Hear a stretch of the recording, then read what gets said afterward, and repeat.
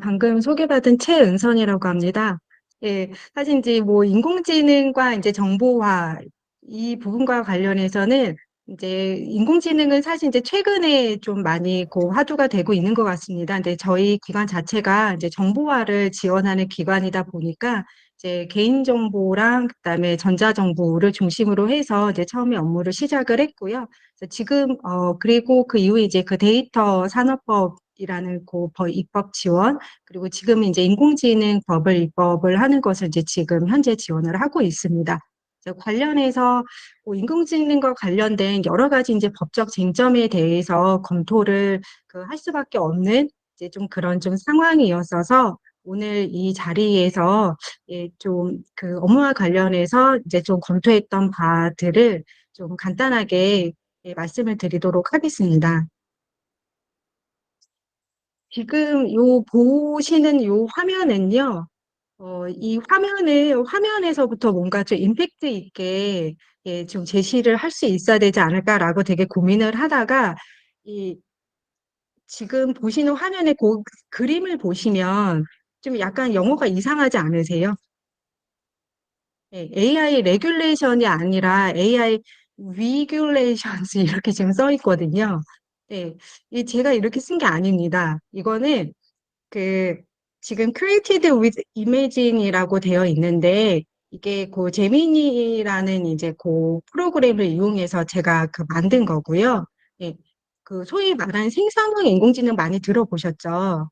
예, 그 이제 오픈 AI, 챗 GPT 이런 표현을 많이 들어보셨을 텐데요. 그 오픈 AI의 그챗 GPT 자체가 바로 인공지능을 이용한 생성형 인공지능 서비스 이름입니다. 근데 그챗 GPT라는 것은 이제 기본적으로 텍스트 기반으로 해서 텍스트로 그 결과물이 이제 나오는, 그러니까 생성을 하는 그러한 서비스인데 제가 이용을 한 것은 텍스트를 입력을 하면 그래서 보이시는 그림의 바로 왼쪽을 이제 보시면 인풋해서 제가 그 옆에 generate on image 뭐 이렇게 써놓은 게 있거든요. 그래서 제가 그 생성형 인공지능에 인풋을 한 거예요. 예. 그러니까 AI Regulation and Ethics라는 이런 타이틀로 한 발제를 위한 그림을 그려줘라고 처음에는 입력을 했습니다. 그랬더니 좀 이상하게 나오더라고요. 그 다음에 제가 이제 덧붙인 게 뭐냐면 그 문구가 좀 작기는 한데 예, Using Boolean Biology and Including Robots and Human Beings라는 표현을 덧붙였습니다. 예. 그러니까 이렇게 하는 과정을 이제 계속해서 이 프롬프트를 입력을 한다라고 하는데요. 이 프롬프트를 한번 입력을 하고 나온 결과를 보고 다시 계속 그 프롬프트를 입력을 하는 거예요. 제가 지금 한 것처럼. 근데 제가 두 번의 과정을 거쳤는데 이 정도 그림이 나왔습니다. 근데 이거 이상의 이제 그림이 나오려면은 이 프롬프트를 계속 보면서 계속 수정 입력을 해야 되는 거죠. 예, 그거에 대해서는 제가 뒤에서 또 굉장히 잘 그린 그림을 한번 보여드리도록 하겠습니다. 그래서 오늘 다룰 주제는 인공지능이 이래서 저는 이제 계속 발제문을 보시면 알겠지만 굉장히 미적 감각이 떨어지거든요. 그리고 이제 이 그림을 그리는 이런 스케치라던가 이런 어, 능력 그리고 특히 이제 디지털을 이용한 이런 능력은 이제 전혀 이제 없는데 또 불구하고 제가 이렇게 단 한 줄 반 정도 되는 이런 프롬프트를 입력한 것만으로 이런 그림이 이제 생성이 되는 그런 시대에 살고 있고 의외로 많이 사용하고 있다고 합니다. 네. 그래서 혹시 이 화면 보이시나요? 네, 이렇게 움직이는 영상인데요. 인풋이 있고, 보시는 화면에 왼쪽에 인풋이라고 되어 있고요. 그 다음에 오른쪽에 aged 아니면 de-aged라는 표현이 있습니다. 이게 인풋은 아까 제가 프롬프트를 입력했던 것처럼 사람이 넣어준 거예요. 예. 그래서 젊은 사진을 이제 넣었을 때 그 에이지드 화면에서 보시는 거는 인공지능이 알아서 이런 근육이라던가 이 근육의 움직임, 이런 주름, 이런 여러 가지 것들을 노화를 시키거나 아니면 디에이지드, 더 젊게 만들거나 하는 겁니다. 근데 이게 인공지능을 이용하면 별도의 조작 없이 이렇게 바로 이렇게 변환이 된다라고 해요. 그래서 디즈니에서 굉장히 많이 투자를 하고 있는 지금 현재 영역이 뭐냐면 바로 이런 AI 솔루션과 관련된 겁니다. 왜냐하면 이런 것들을 이용을 함으로써 예전에는 정지 화면, 스틸 그 화면 하나하나를 사람이 다 수작업으로 수정을 했었다라고 해요. 근데 지금은 이거를 AI 기술을 이용해서 바로 이제 수정을 할 수 있는 상황이 되기 때문에 굉장히 많은 그런 노동력이라던가 시간이 많이 줄고 있다고 합니다. 하지만 지금 말씀드렸다시피 노동력이라고 제가 말씀을 드렸는데 이로 인해서 이제 조금 문제도 좀 발생하고 있죠. 그래서 지금 이제 말씀드린 좀 뭔가 이 인공지능이라는 것이 지금 우리 바로 지금 옆에 있지는 않지만 지금 보시는 예를 들어서 극장에서 보시는 그런 영화들, 네. 그리고 학생이라던가 학생도 굉장히 많이 이용하고 있다고 하더라고요. 네. 그래서 뭐 학생이라던가 아니면 실제 업무하시는 분들, 그리고 이제 웹툰을 그리시거나 이제 이런 분들이 저 정도 수준의 인공지능까지는 아니지만은 그러한 유사한 툴을 이용해서 그런 작업들을 많이 실제로 하고 계십니다. 그래서 오늘 이제 다룰 주제는 이렇게 지금 바로 있진 않지만은 그래도 뭔가 지금 우리의 정말 말 그대로 일상생활에 이렇게 서서히 스며들어 가고 있는 그러한 이제 인공지능에 대해서 그럼 과연 인공지능이 무엇인가라는 좀 개념에 대해서 한번 좀 검토를 해보자 하고요. 그럼 이제 이런 인공지능이 이렇게 서서히 이렇게 물들어 가듯이 이용이 되고 있는데 그 인공지능 이용에 이제 양면이 있습니다. 어떤 것이든 이제 그 긍정, 부정의 측면이 있는데 이것과 관련해서 인공지능의 경우에는 어떠한 측면이 있는지 한번 살펴보고자 합니다. 가급적이면은 좀 다양한 사례를 좀 객관 측면에서 보여드리고자 했습니다. 그리고 세 번째로는 그럼 이제 이러한 인공지능의 장점과 그다음에 부정적인 측면, 이런 측면들을 어떻게 우리가 바라보고 다뤄야 하는가라는 좀 그런 접근. 물론 긍정적인 측면을 뭐 규제라는 이름으로 다룰 필요는 없긴 하겠죠. 근데 규제라는 것을 좀 더 큰 측면에서 본다라고 하면은 지능의 측면까지도 포함할 수 있을 것 같습니다. 그리고 이제 긍정적인 측면을 더 긍정적이게 하기 위해서는 이제 윤리적인 측면에서 우리가 또 어떻게 행동을 하고 어떻게 이용을 해야 하는가라는 그런 측면으로도 볼 수 있기 때문에 이제 이런 인공지능 양면에 대한 지금 현재 우리나라를 비롯한 다른 여러 나라의 그런 좀 접근법을 좀 전반적으로 좀 말씀을 드리고요. 마지막으로는 인공지능 시대, 지금 제가 이제 지원을 하는 그런 좀 업무 상황에서는 이제 인공지능 시대라는 표현을 좀 많이 쓰고 있습니다. 그래서 이제 그전에는 디지털 시대라는 이제 표현을 많이 썼는데 요즘은 이제 인공지능 시대라는 이제 표현이 화두가 좀 되고 있는 것 같습니다. 그래서 이제 이 인공지능 시대에서 과연 바람직한 규제 방향 성을 어떻게 잡아가야 하는가라는 거에 대해서 사실 정답은 없는 것 같아요. 하지만 그런 고민을 같이 좀 공유하고 말씀을 좀 들어보는 시간을 갖도록 하겠습니다. 처음에 이제 인공지능 개관해서 그러니까 인공지능이 과연 무엇인가. 그러니까 저는 아까 이제 그 저의 학력에 대해서 예, 말씀을 이제 들으셨는데 저는 이제 법만 했거든요. 그래서 사실 이제 이 기술, 특히 이제 테크닉적인 측면에서는 굉장히 부족합니다. 네. 근데 다행히 OECD에서 이 인공지능의 개념을 너무 기술적이지 않은 측면에서 그러니까 약간 저 같은 이런 인문학적인 베이스만 갖고 있는 사람도 좀 이해가 가능하도록 그렇게 OECD에서 인공지능의 개념을 좀 마련을 했더라고요. 그래서 이 인공지능의 개념이 사실 2021년인가 그때 이미 나오기는 했는데 22년 11월 30 날 그러니까 오픈 AI의 챗 GPT 서비스가 시작이 되었습니다. 그래서 이 서비스가 굉장히 획기적이었던 것은 아까 제가 첫 화면에서 말씀드렸다시피 텍스트를 입력을 하면은 그 지시에 따라서 굉장히 사람이 많은 노력을 들여야만 나올 수 있는 결과물을 뭐 빠르면 수초고, 정말 수초 내에 만들어내더라고요. 그러니까 이러한 것이 사람들에게 굉장히 이제 좀 경이로운 거죠. 예를 들면 이거를 그냥 우리가 검색하는 거랑 뭐가 다르냐라고 하실 수도 있는데, 검색을 하시면은 검색에 그 소스가 나오게 되잖아요. 근데 챗 GPT는 그런 소스들을 다 분석을 해서 정리된 결과값을 보여주게 됩니다. 네. 그래서 요챗 GPT가 그러면은 유일한 생성형 인공지능으로서 처음으로 그러면 서비스를 개시를 했던 거냐? 사실 그런 건 아닙니다. 이미 그 이전에 그림이라던가 아니면 소설과 관련해서 이미 그런 서비스가 되고는 있었는데, 일반인을 대상으로 해서 그 이제 당시로는 일단 무료였었는데, 네, 그러한 이제 일반인을 대상으로 해서 텍스트 투 텍스트로 해서 그렇게 완성된 결과값을 그 정도의 수준으로 보여주는 서비스로서는 이제 최초였다라고 말씀드릴 수 있을 것 같습니다.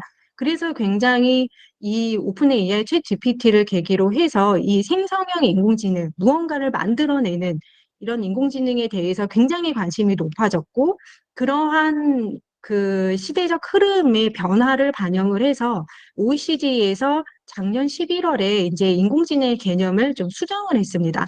그래서 여기 이거를 좀 약간 시간이 걸려도 말씀을 드리고 싶은 게, AI 시스템이라는 것이 무엇인가와 관련해서, 그러니까 일단 시스템이니까는 어떠한 뭔가 목적이 이제 주어지게 될 겁니다. 그런데 여기서 explicit or implicit라는 요 표현이 있는데요.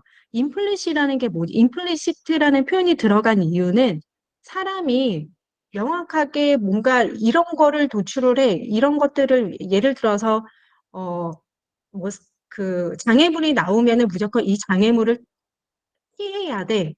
아니면은 빨간불이 켜지면은 무조건 자동차를 멈춰야 돼.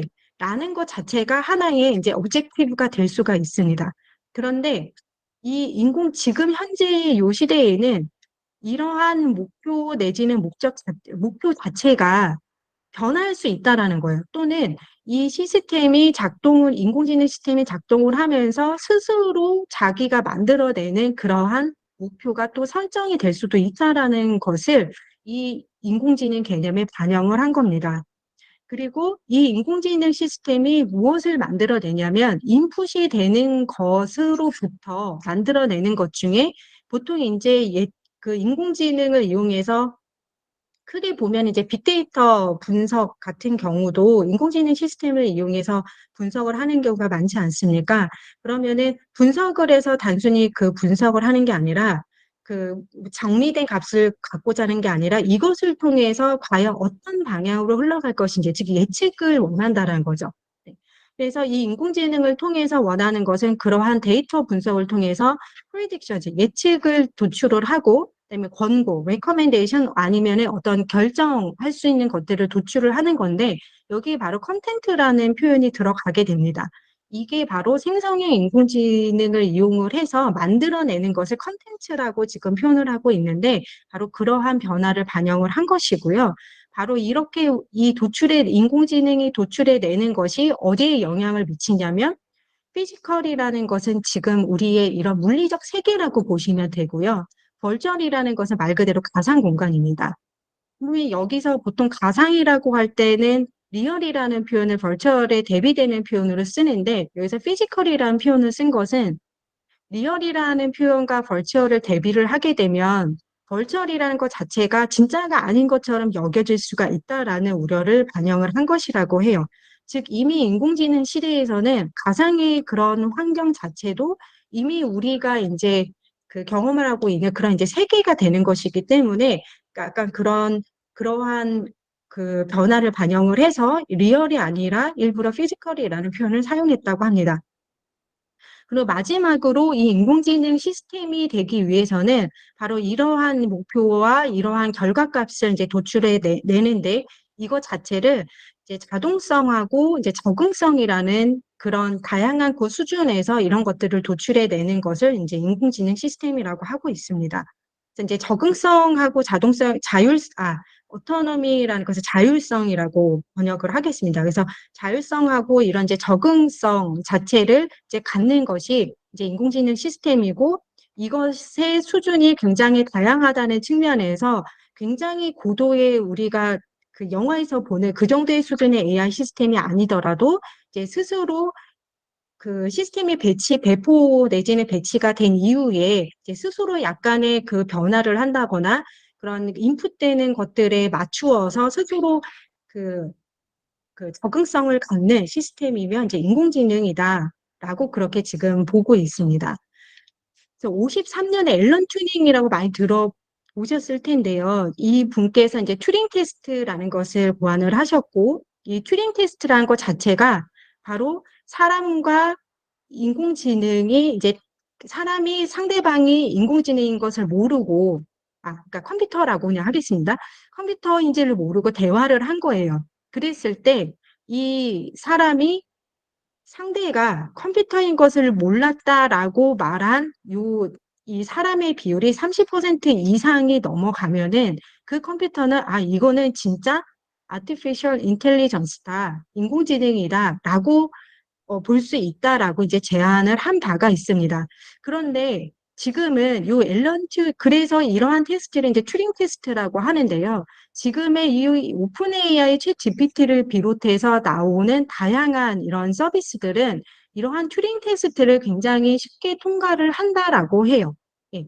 물론 다 튜링 테스트를 해봤냐 그런 것은 아니지만은 실제로 이제 그러한 그 이제 가능성을 충분히 갖고 있다라고 합니다. 그래서 지금은 이 튜링 테스트를 넘어선 뭔가의 이제 그 플러스적인 요 인공지능의 개념이 굉장히 좀 확장이 되고 굉장히 변동성이 있는 상황이다라고 봐주시면 될 것 같습니다. 그래서 인공지능의 이제 발달 현황에 대해서 제가 이제 조금씩 말씀을 드렸는데요. 이제 인공지능이 이렇게 발달하게 된 것은 가장 가운데에 보시는 이제 기계 학습, 특히 그 중에서도 심층 학습이라고 하는 딥러닝이라고 하죠. 딥러닝 방식이 발달을 하면서 인공지능의 기술력이 획기적으로 올라갔다라고 합니다.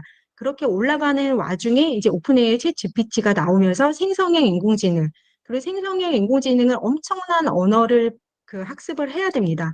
그럼에 따라서 초고대 내지는 이제 거대 언어 모델이라는 표현이 지금 같이 나오고 있는 상황이고, 이러한 것들이 결국 가능하게 된 것, 즉 엄청난 양의 데이터를 학습을 할 수 있었던 배경에는 바로 인터넷, 그리고 그런 네트워크의 발달에 따라서 전자적으로 데이터가 축적이 된 것이 바로 그 핵심이다라고 볼 수가 있습니다.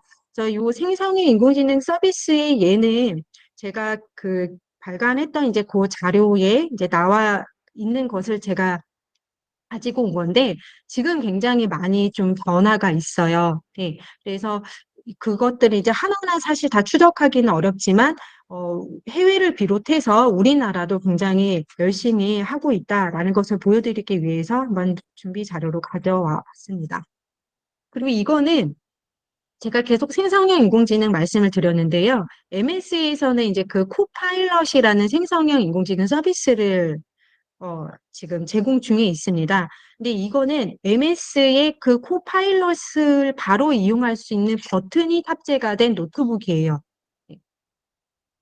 그럼 이거를 이용하면 어떻게 되냐라고 하면 저 버튼을 누르면 코파일럿을 사용할 수 있는 화면이 바로 뜨게 되고 거기서 바로 이제 그 프롬프트를 입력을 해서 원하는 결과값을 굉장히 잘 정리가 된 형태로 받아보실 수 있는 그런 서비스라고 보시면 됩니다. 그래서 저거는 사실 온라인 기반이 아니라 우리나라 이제 LG하고 삼성에서도 저런 그 노트북을 출시를 한 것으로 제가 본 것 같은데요. 그러니까 이렇게 이제 되면은 꼭 그 인터넷 기반이 아니라 이 컴퓨터 자체에 바로 그러한 그 인공지능이 탑재가 된 상태에서 그 기술이 탑재가 된 상태에서 바로 이제 그러한 그 생성형 인공지능을 이용할 수 있게 됩니다.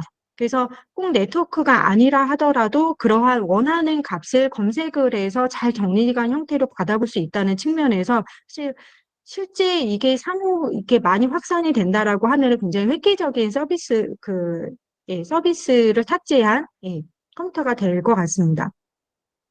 그래서 이제 인공지능의 양면, 이제 좀 긍정과 부정의 이제 측면이 있다라고 말씀을 드렸는데, 이러한 인공지능이 실제 지금 꽤 많이 사용이 되고 있습니다. 물론 지금 보시는 저 배달 로봇 아마 그 식당에서 이렇게 좀 보신 적이 있을 거예요. 예, 요즘에는 이제 많이 좀 그 제공이 됐더라고요. 근데 그 배달 로봇과 관련해서, 그러니까 요 이제 식당 내에서의 배달 로봇이죠. 이 배달 로봇과 관련해서 이게 이제 무슨 인공지능이냐라고 하실 수도 있는데, 사실 저거 자체는 구현하는 방법에 따라서 인공지능까지는 이제 그 인공지능 기술까지는 들어가지 않을 수도 있습니다. 그런데 저게 사물을 인식함에 있어서 사람의 어떤 그 동작의 특징이라던가, 그러니까 단순하게 저거는 사람이다, 사물이다 자체를 구분하는 것도 기계 입장에서는 굉장히 어려운 일이라고 합니다. 바로 그거 자체를 학습을 시키는 과정에서 인공지능 기술이 이제 도입이 됐을 수도 있고요. 그리고 저러한 저는 이제 배달 로봇만 보여드렸지만은 바로 그 옆에 보시면 이제 이거는 이제 쿠팡에서 서비스를 그런 그 로켓 배송을 이제 하기 위해서 이제 도입한 요 실제 이제 대구에 있는 한 물류센터의 이제 모습입니다. 저 로봇들이 그 쿠팡이라던가 이런 거 받아보면은 주소가 이렇게 기재가 되어 있잖아요. 그런 것들을 다 인식을 하고 저 쿠팡 자체 내에서 이제 그 라벨링을 해놓은 것을 저 배, 저 소팅봇이 이제 바로 다 이렇게 인식을 해서 이제 소팅을 한다고 합니다. 물론 이제 제가 저 소팅봇이 소팅을 한 이후에는 이제 사람의 영역으로 넘어가는 것 같기는 해요. 그런데 생각해 보시면 저 넓은 곳을 사람이 다 다니면서 소팅하고 물건을 찾는 것 자체가 굉장히 큰 소모적인 일이 될 수 있는데 바로 이런 것들을 이제 로봇이 그 인工지능 기술을 어느 정도 탑재를 한 그런 로봇들이 지금은 이제 하고 있는 경우가 이제 늘어나고 있다라고 보시면 되겠습니다. 다만 이제 부정적인 측면도 존재합니다. 그래서 제가 이 부정과 양면의 측면에 대해서 좀 준비를 할 때 좀 고민을 하다가 긍정만 보여드리고 부정을 나중에 보여드릴까 하다가 약간 그 연관되는 내용끼리 바로 대비가 되게 보여드리면 좋을 것 같아서 좀 그렇게 구성을 했습니다. 로봇이 사람을 박스로 오인해서 이제 실제로 이제 여기 근로자분께서 이제 사망한 사건이 있었습니다. 근데 이 사건만 있었던 게 아니라 그 이전에도 단순한 프로그래밍에 의해서 작동되는 기계인 경우에도 그런 경우가 있었어요. 그래서 이 이제 인공지능 기술이 적용이 된 이러한 로봇, 예, 그러니까 이 비전 기술이라고 하는데 이 비전 기술 자체도 이제 인공지능에 의해서 그렇게 사람을 이제 식별하고 물건이라든가 이런 것들을 이제 식별을 하게 되는데 이 로봇도 이제 어느 정도 그런 기술이 들어가 있는 것이고 근데 이런 사건이 이제 발생을 했던 바가 있습니다. 이 이후에도 또 다른 사건이 또 발생을 해서 좀 그런 좀 안타까운 경우가 있었는데 좀 부정적인 측면이라고 볼 수 있겠습니다. 그다음에 교통 운전 문제 해결, 이 뭐라고 이제 제목을 이렇게 붙일까 하다가 사실 이제 운전이랑 저도 이제 운전을 하는데 운전이 주는 나름의 즐거움이 있더라고요. 그래서 자율주행차가 나와도 사람이 운전하는 즐거움을 뺏는다고 이제 약간 개인적으로는 좀 그런 생각도 좀 해보기는 했는데요. 하지만 이게 장거리 운전을 한다거나 그리고 교통신호가 이제 특히 많지 않은 오히려 고속도로, 그리고 버스가 자주 그러니까 버스 자체를 배차를 하기가 좀 어려운 그런 저기 약간 외진 곳에 이제 있는 경우에는 이러한 자율주행차를 이용을 하는 것이 아주 큰 사회 문제에 또는 그 지역 사회의 그런 편의성을 제고를 할 수 있는 아주 좋은 대안이 될 수가 있습니다.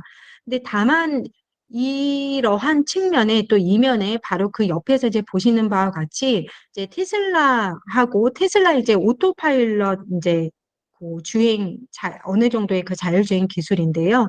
이제 이러한 그 자율주행 기술이 이 테슬라뿐만이 아니라 이제 우버에서 이제 자율주행 택시를 그 서비스를 이 지금 보시는 이 우버 사건 같은 경우는 이제 사실 시범 주행을 하다가 이제 그 사망 사고가 이제 발생했던 사건입니다. 근데 본 사건은 뭐 이 우버에서 이용했던 자동차는 이제 그 아우디였던 걸로 아는데, 예, 요 아우디 차량 요 제조사나 아니면 우버 자체한테는 어, 그 그러니까 죄를 묻진 않았어요. 즉 기소가 되지는 않았었고요. 다만 이 시스템에 이 자동차에 동승하고 있었던, 그러니까 탑승하고 있었던 이제 그 보조 운전자한테 그 업무상 이제 그 과실에 의한 이제 유죄가 인정된 사건입니다. 우버가 이 사건 플러스 그 여러 우려 시선을 고려를 해서 이 사업을 접었다라고 해요. 그래서 우버는 지금 현재 요 자율주행차를 이용한 그러한 그 자동차 그 서비스를 지금 제공하고 있지 않습니다. 그리고 지금 보시는 화면에 왼쪽에 있는 그림에서 어떤 게 진짜 그 페르미르 작품인지 아실 것 같아요. 예, 진주 귀고리를 한 소녀인데, 근데 이 그림의 왼쪽 측면에 보면은 굉장히 밝은 등불 같은 예, 그 라이트를 귀걸이로 단 소녀가 보일 겁니다. 예, 이게 바로 인공지능이 만든 그림이에요. 근데 이거를 제가 왜 가지고 왔냐면 네덜란드에 페미에르 그 뮤지엄이 있는데 거기서 한쪽 벽면에 페르미에르의 그런 작품이 전시가 돼 있었는데 다른 미술관에 이 그림들을 대여를 해주게 됐었다라고 해요. 그래서 이 여백을 채우기 위해서 그 그림을 이제 공모를 한 겁니다. 근데 그 중에 한 작품이 이게 스테이블 디퓨전을 이용한 그림이었던 걸로 제가 기억을 하는데 이 작품이 이제 공모가 됐고 이 미술관에서 이 그림을 말 그대로 선정을 해서 실제로 그 벽면에 이 그림을 실제로 채웠어요. 그래서 굉장히 좀 논란이 됐었죠. 왜냐하면 현재까지도 계속 이 창작과 관련해서 특히 이 저작권이겠죠. 이 창작이라고 하면은 그러니까 사람의 일단 창작이라고 이제 했을 때 이 사람의 창작을 보호하기 위한 것이 이 저작권의 본질인데 그러니까 그 보호를 함으로써 창작의 그러한 그 욕구와 이런 것들을 더 진흥시키기 위한 것이 이 저작권의 이제 본질인데 여기서 지금 인공지능이 그린 것을 이제 택한다는 것 자체가 이제 본질에 맞지가 않다. 이런 논란서부터 여러 이제 논란이 있었습니다. 그리고 그 옆에 바로 이제 그림을 보시면은 이 그림이 이제 좀 더 이전에 좀 초창기에 나온 그림인데요. 그러니까 디지털 미디어 아트라는 이제 그 부분에 이 작품이 출품이 됐는데 이 작품 자체도 생성형 인공지능을 이용해서 그린 그림입니다. 근데 대상을 받았어요. 디지털 미디어 요 아트 부분, 신기술을 이용한 아트 부분에서. 그런데 이 두 개의 그림, 제가 보여드린 이 그림 전부 다 제가 처음에 저의 이 발제문의 표지로 보여드렸던 그것은 제가 그냥 두 번 수정하고 나온 그림이거든요. 근데 이 작품들은요, 몇 시간의 프롬프트 입력 재수정을 통해서 만들어진 그림들이라고 합니다. 그리고 이제 필요하면은 사람이 이제 그 미세 조정을 좀 하는 거죠. 그렇게 해서 이제 만들어진 작품들이라고 하는데, 그러면 제가 두 번 그렇게 입력을 해서 나온 결과값과 지금 이 작품들의 수준이 굉장히 다릅니다. 그러면 이 다름에 따른 그 투자된 그런 시간과 여러 그런 프롬프트라던가 뭐 그런 여러 가지 사고의 노력이 있었겠죠. 그러한 노력들이 과연 그러면은 창작의 영역으로 볼 수 있는 것인가? 이런 부분들에 대한 좀 논란이 지금 현재도 있는 상태고, 과연 이것을 이렇게 생성형 인공지능을 이용해서 만들어낸 작품들을 그리고 과연 저작물로 볼 수 있는가? 그러면 인공지능이 저작자인가? 이런 부분들에 대한 논란이 있는 상태입니다. 하지만 지금은 관련된 법제가 바뀌지는 않았기 때문에 현재로서는 인공지능 자체의 저작권자 지위를 인정을 하고 있지 않아요. 그럼 저작물로서 인정을 하고 있느냐, 이 부분은 뒷부분에서 다시 좀 언급을 드리도록 하겠습니다. 그래서 이 저작권과 관련해서는 굉장히 많은 아주 많지는 않지만, 예, 요 소송 사건들이 처음에는 없다가, 요 챗 GPT를 약간 전후로 해가지고 이런 좀 소송 사건들이 좀 증가하고 있는 상태입니다. 그러면 이 사건들은 주로 무엇에 이제 좀 주안점을 두고 있냐면, 학습 데이터예요. 즉, 인공지능이 그 심층 학습을 하는 데 있어서, 즉, 딥러닝을 함에 있어서 학습을 하기 위한 데이터가 마련이 돼 있어야 하겠죠. 그래서 이 데이터를 학습을 시켜서 바로 제가 지금 보여드렸던 그런 결과물들이 나올 수가 있는 겁니다. 근데 그 과정에서 요 데이터를 학습을 할 때 이제 이 저작권자의 동의 내지는 승인을 받거나 아니면은 이제 충분한 그런 저작권료를 지급하지 않았다는 여러 가지 이제 이유에 의해서 지금 이제 좀 소송이 진행이 되고 있고, 일부는 이제 중국이라던가 이제 미국에서는 왜 오른쪽 화면에 보시는 그 두 번째 사건이 이제 그 미국에서 그 데비안 아트와 그 사건인데요. 요 중국하고 이제 요 미국에서 일단은 좀 판결이 났는데, 중국에서는 그 저작권 침해라고 그 학습 데이터로 그렇게 그냥 동의 없이 이용을 한 것은 그 저작권 침해다라고 한 반면에, 미국에서는 어 증거가 충분하지 않다. 즉, 결국 이제 증거의 불충분성이죠. 네, 그런 것들을 이유로 해서 기각을 한 것으로 알고 있습니다.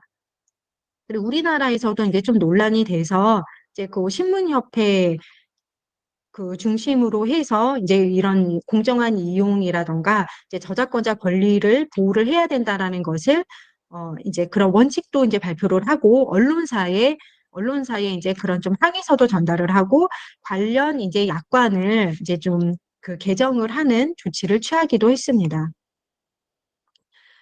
그래서 이거는 제가 이제 제목을 시공 등 한계를 넘는 다양한 콘텐츠 제작, 이렇게 한번 제가 제목을 붙여봤습니다. 사실 이거를 좀 통칭한다고 하면은 이제 좀 딥페이크라고도 할 수 있을 텐데, 이 딥페이크 자체가 저는 그렇게 부정적이지 않다라고 사실 보거든요. 계속 하다 보니까. 문제는 그것은 이제 오남용하는 것이지, 이렇게 지금 보시는 바와 같이 스노우 AI라는 것은 이제 어떠한 어플입니다. 이 어플 같은 경우는 사진을 한 뭐 10장에서 30장 정도를 이렇게 넣어 주시잖아요. 그 넣어 주시면은 지금 보시는 그 굉장히 이 아리따운 여자분께서 다양한 포즈와 다양한 옷, 그리고 다양한 헤어스타일로 이렇게 있는데, 이러한 다양한 모습을 만들어 주는 거예요. 그럼 이건 이제 이거를 어디에 이용을 하냐? 뭐 여러 가지를 이용할 수도 있겠죠. 명함에 넣을 수도 있고, 아니면은 이러한 뭐 발제를 할 때 다른 여러 가지 배경이라던가 나의 포즈를 바꿔서 넣을 수도 있을 것 같습니다.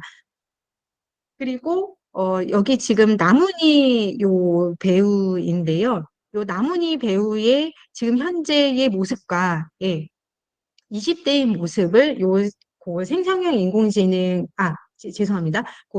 그 생성형 인공지능 자체도 이제 딥페이크를 생성하는데 많이 이용을 되는데, 어쨌든 꼭 생성형 인공지능만을 이용을 하는 것은 아니기 때문에 딥페이크 기술을 이용을 해서 이렇게 이제 모습을 젊게 한번 만든 거예요.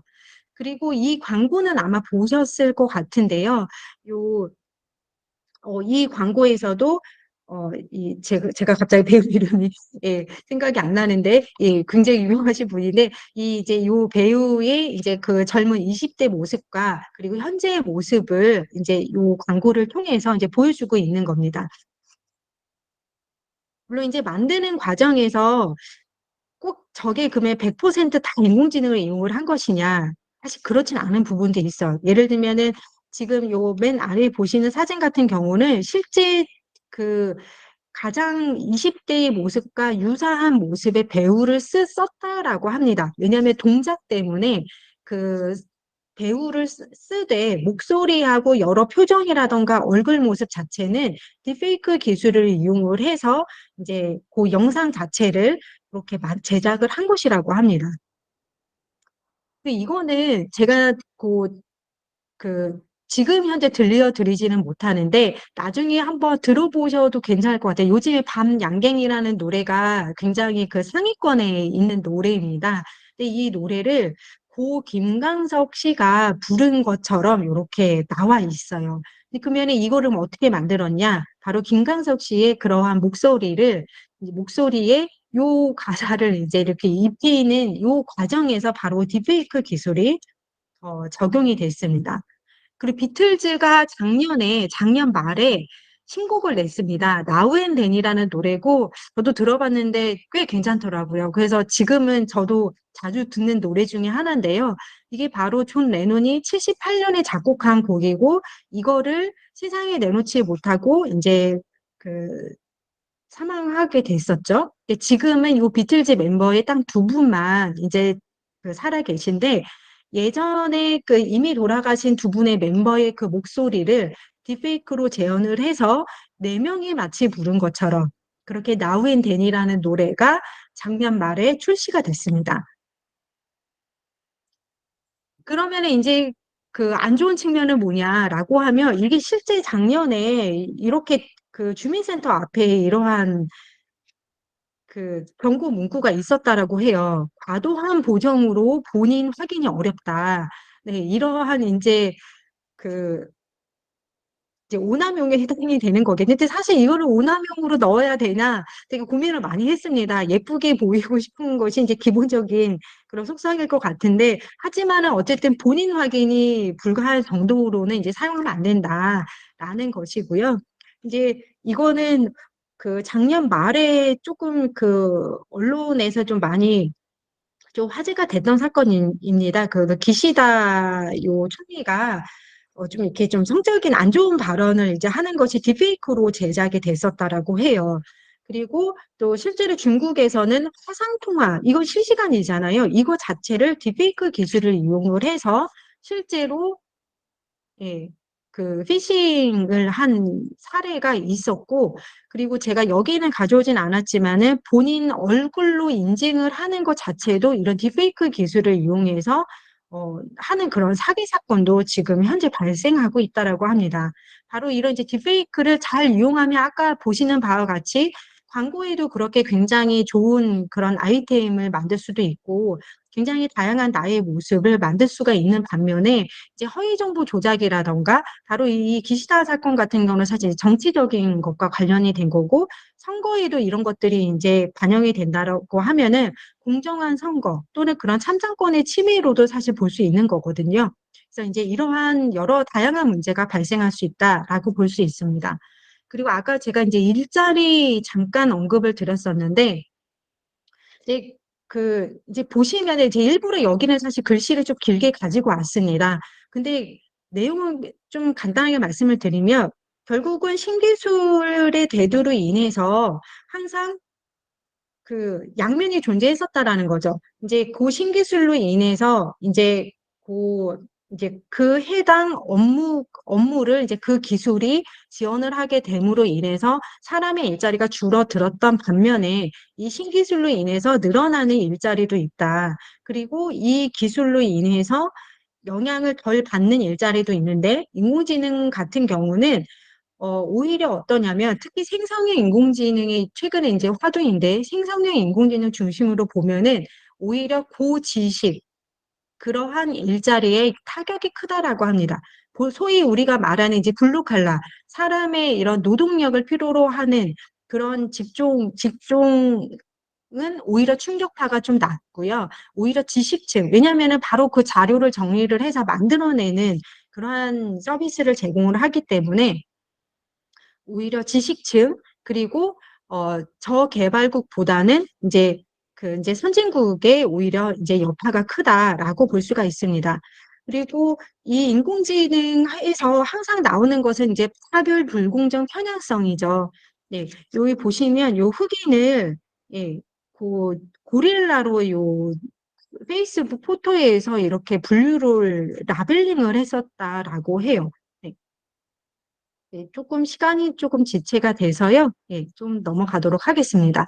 그리고 이제 교육에도 인공지능이 많이 그 이용이 사실 이제 작년에 이제 요 업체 관계자분하고도 얘기를 좀 많이 나눠봤었는데 우리가 이제 생각하는 막 엄청난 그런 수준의 인공지능이 교육 분야에 많이 적용이 되고 있는 것은 아니지만은 지금 일단은 우리나라 그 교육 그러한 그 업체들 를 비롯해서 이제 교육부에서도 인공지능을 이제 교육에 이제 활용을 하려는 그러한 시도가 지금 시도보다는 이제 좀 더 강한 의미의 이제 그러한 지금 방향성으로 지금 이렇게 쭉 추진이 되고 있습니다.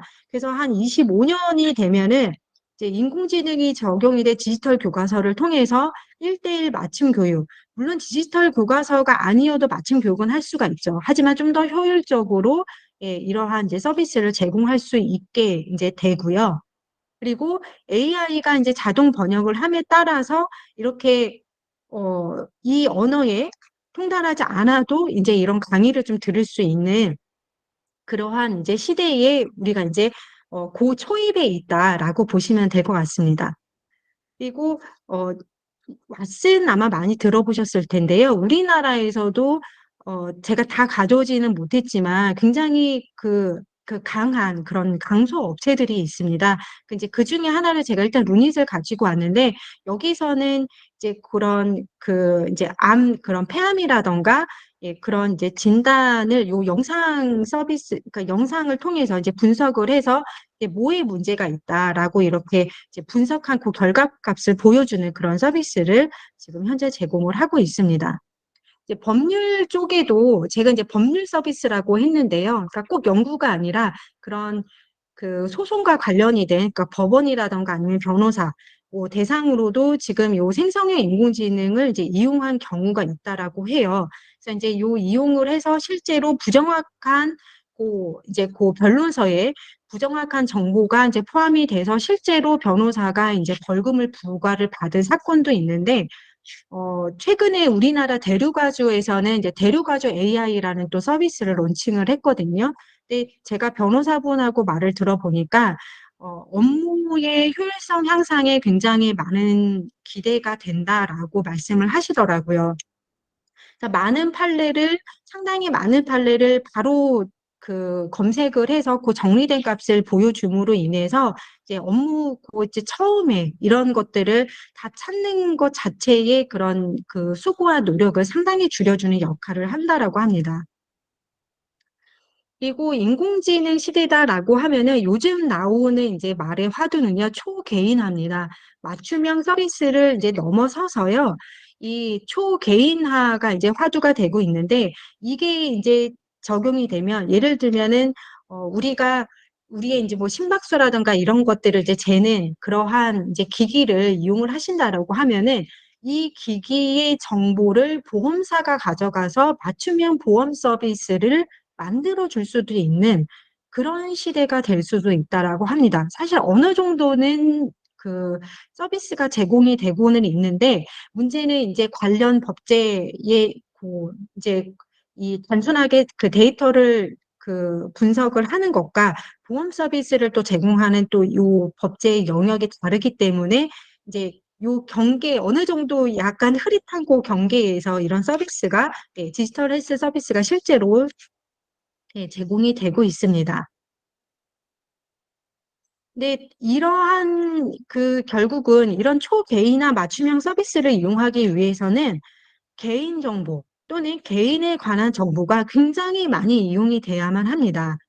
그럼에 따라서 이제 어떤 문제가 발생하냐면 이제 개인정보 유출에 이제 문제가 발생을 하고 개인정보 주체의 동의를 받지 않고 이용을 하게 되는 그러한 개인정보 침해 사건이 이제 발생할 가능성이 높게 됩니다. 그래서 실제로 우리나라에서도 오픈 AI가 이제 과태료를 부과받은 사건이 있었습니다. 그리고 이제 요 에어라인인데, 예, 요 캐나다 이제 요 항공사에서 실제로, 이제 요 실제 사건이었고, 최근에 요 손해배상이 이제 좀 확정이 된 사건입니다. 이제 올 초에 있었던 사건인데요. 챗봇이 부정확한 정보를 제공을 한 거예요. 근데 요 부정확한 정보를 제공한 것에 대해서 이제 캐나다 에어에 이제 손해배상이 이제 부과가 된 거고, 그 또 하나는 미국 영어 학습사에서 이제 요 수료 심사를 하는 과정에서 나이 제한을 이제 뒀던 겁니다. 근데 실제로는 이러한 제한이 없었어요. 없었음에도 불구하고 프로그램 자체에 이러한 조건을 넣어서 예, 부당한 이제 연령 차별을 했던 사건이었습니다. 근데 이거는 작년에 OECD에서 이제 그 G7 회원국을 대상으로 해서 인공지능을 통해서 우리가 얻을 수 있는 기회와 위험이 무엇인가를 이제 조사를 한 거였고요. 한번 참고하시면 좋을 것 같아서 가지고 와 봤습니다. 그러면 이러한 이제 인공지능으로 인한 다양한 긍정, 양면, 부정의 양면의 측면에 대해서 우리나라를 비롯한 여러 나라들은 어떠한 그러한 접근법을 취하고 있는가라고 보면 일단 우리나라를 보시면 제가 우리나라만 일부러 윤리, 뭐 지침, 법 한번 뭐 국제 그런 좀 관계 이런 식으로 한번 나눠봤습니다. 근데 윤리 쪽에서도 보면은 제가 다 넣지 못한 다른 여러 윤리 원칙이라던가 이런 것들이 있을 거예요. 그래서 예시로 봐주시면 좋을 것 같습니다. 그래서 윤리적인 측면, 그리고 법하고 윤리하고의 약간 중간에 있는 그 약간 그 소프트로적인 그런 성격을 갖는 그러한 뭐 가이드라인이라고도 표현을 하지요. 그러한 이런 지침을 이제 그 제공을 하고 있고요. 아까 제가 그 저작권과 관련해서 이제 잠깐 말씀을 드린다고 했는데 우리나라의 요 문체부에서 작년 말에 생성형 AI 저작권 안내서를 이제 발간을 했습니다. 그래서 현재 그러니까 법 제도 내에서는 인공지능은 이제 그 저작자로서 인정이 되고 있지 않습니다. 그렇기 때문에 현재 법제를 기반으로 해서 나온 이 안내서에서는 인정이 되지는 않지만은 편집 저작물로서 인정을 해줄 수는 있다라고 했고요. 그래서 실제로 그거에 기반해서 편집 저작물이 이제 인정이 된 사례가 올 초에 있었습니다. 그리고 법과 관련해서는 현재 이제 그 과기정통부 소관에 이제 의원 발의안이 이제 인공지능 그 기본법 이라고 일단은 뭐 그냥 표현을 하겠습니다. 이게 명칭이 약간 다양한데요.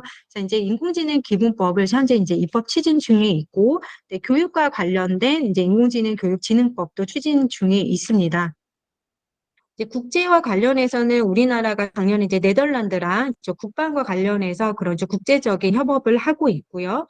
그리고 인공지능과 관련해서 이제 영국하고 이제 여러 영국 뭐 프랑스 등 이제 여러 국가들이 이제 참여를 하고 있는데 우리나라하고 이제 영국 주도를 해서 안전성 정상 회의를 작년서부터 계속 추진하고 있고 우리나라에서 5월에 개최가 될 예정입니다.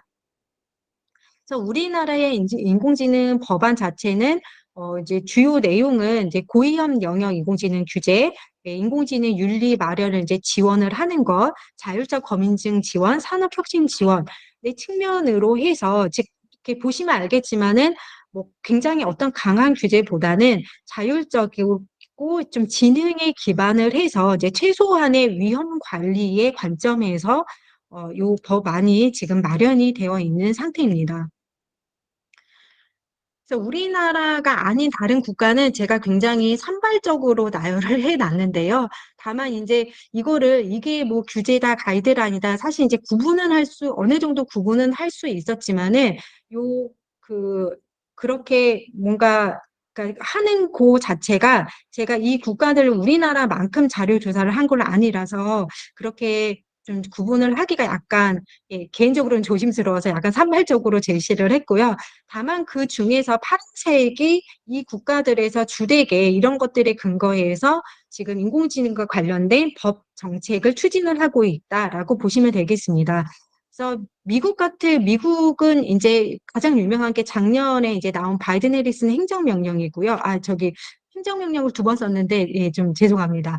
그리고 이제 영국 같은 경우는 이제 작년에 그 친혁신적 인공지능 규제 접근이라고 해서 이제 보통 인공지능 백서라고 이제 많이 얘기를 하고 있는데요. 말 그대로 정책 보고서입니다.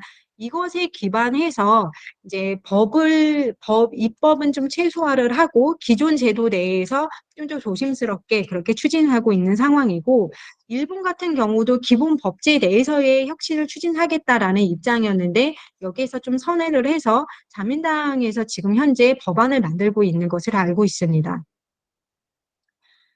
그래서 요 지금 해외에서 요 보시는 것들 이렇게 보시면 아직은 인공지능과 관련된 지금 입법이 일반 법으로서 입법이 되고 있지는 않는데 EU에서 굉장히 적극적으로 지금 입법을 추진 중이고요. 지금 이번 달 말 아니면 그러니까 이번 달 말 정도로 지금 요 법이 최종 채택이 될 것으로 그렇게 예상을 하고 있습니다.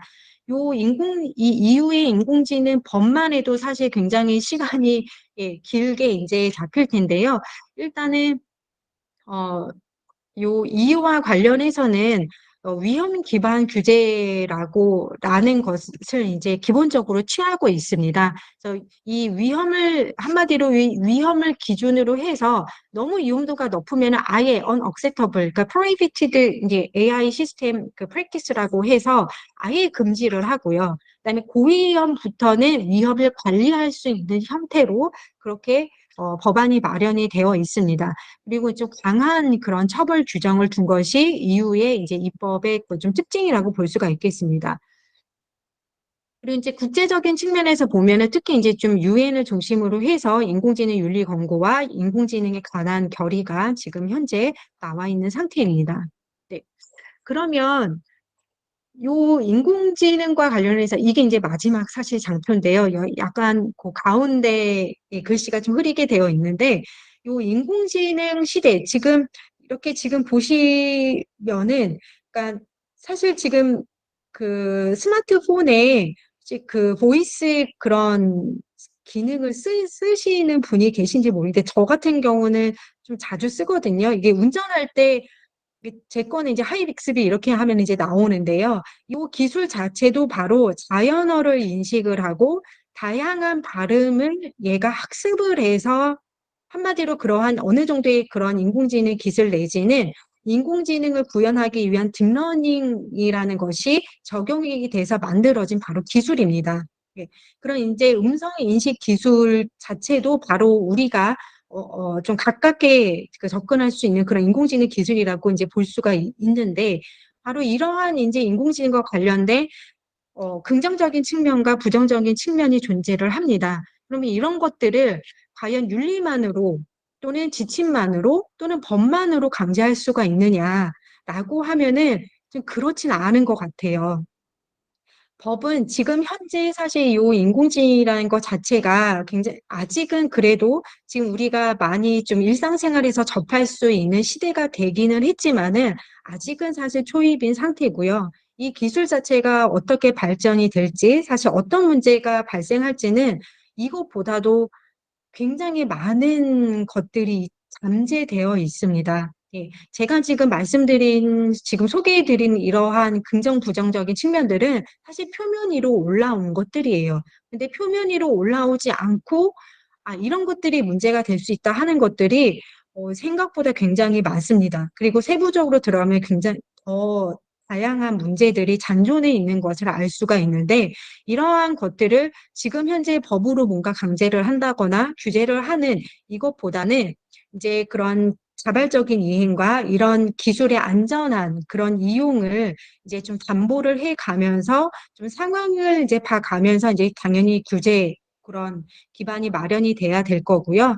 다만 이러한 이제 과정에서 정부가 좀 더 적극적인 역할을 그런 기반을 이제 안정적인 기반을 만드는데 좀 더 적극적인 역할을 하기 위해서 예, 또 이제 그런 역할을 하기 위해서는 어느 정도의 법적 근거가 있는 예, 그런 또 사항들이 있기 때문에 이제 좀 국회에 이제 9개의 그러한 법안이 발의가 돼서 지금 우리나라에서 인공지능에 관한 일반법이 지금 입법이 추진되고 있는 상황입니다. 하지만 말씀드렸다시피 이 법 자체에서도 법 자체에 이제 그 규제로는 한계가 있음을 알고 있기 때문에 자율적인 규제를 이제 그 근간으로 가져갈 수 있도록 이 법 자체도 그렇게 마련이 되어 있고요. 이 법과 별개로 해서 아까 보여드린 바와 같은 이런 다양한 그런 지침이 마련이 되어 있는 상태입니다. 그래서 이 부분은 지금 현재 답을 내기가 어려운 지금 우리한테 말 그대로 지금 당면된 지금 말 그대로 진짜 챌린지다라고 볼 수 있을 것 같습니다. 요 마지막 그림 하나만 설명을 드릴게요. 요 마지막 요 그림은 결론부터 말씀드리면 그림입니다. 그림인데 이게 작년에 독일 사진전에 출품이 된 작품이에요.